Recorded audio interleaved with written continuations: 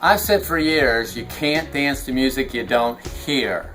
And I've had a lot of questions on that concept. So we're going to talk about how do you dance to music you don't hear in this edition of Musicality Moments.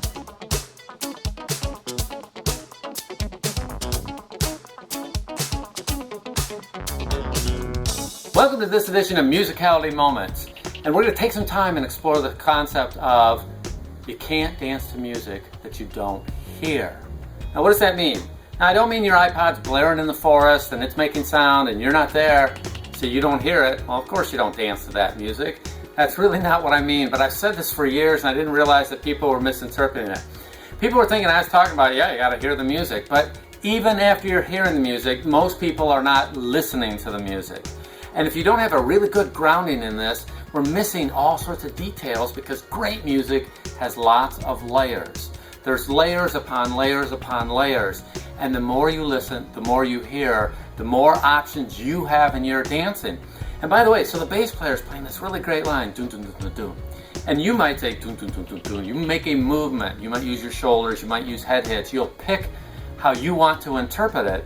But first, you have to hear the bass player and the lines that they are playing, or the percussionist, or the horn player, or any of the other instruments that are playing in your music.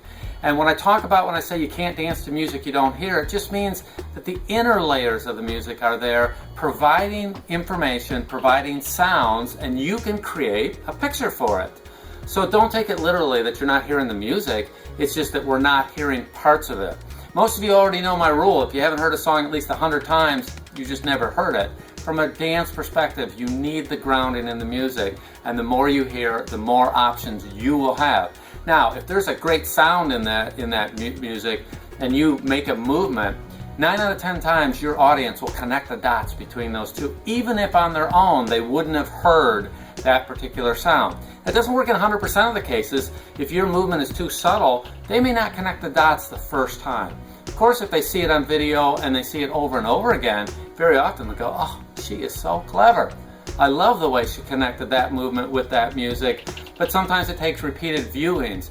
And if you do something really big, very often they will hear it right then and there.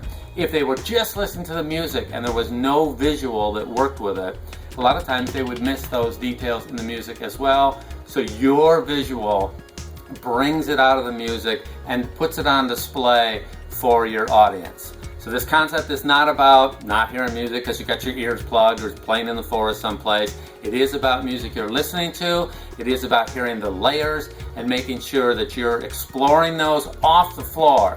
So I'm going to put some notes down below in YouTube. I've got some things that will be on my Unlikely Solcero page. I'm always posting musicality videos and examples where people are connecting the music. And when you see it, it's like really obvious. Oh yeah, there was the sound, there was the movement. But if you only heard that music without the picture, somebody dancing to it, a lot of times we would miss some of those details. So be sure to connect with me, check out the blog, check out the notes for references and links to some examples of this concept. And if you have a question, I know 10,000 other people have that same question. So send me some question on Facebook, connect with me on Twitter, be sure to like the blog, go ahead and like the Unlikely Solcero page and you'll get a lot of musicality examples. I'm excited about your questions coming in. I'm getting a lot of really good ones. I can't wait for the next edition of Musicality Moments.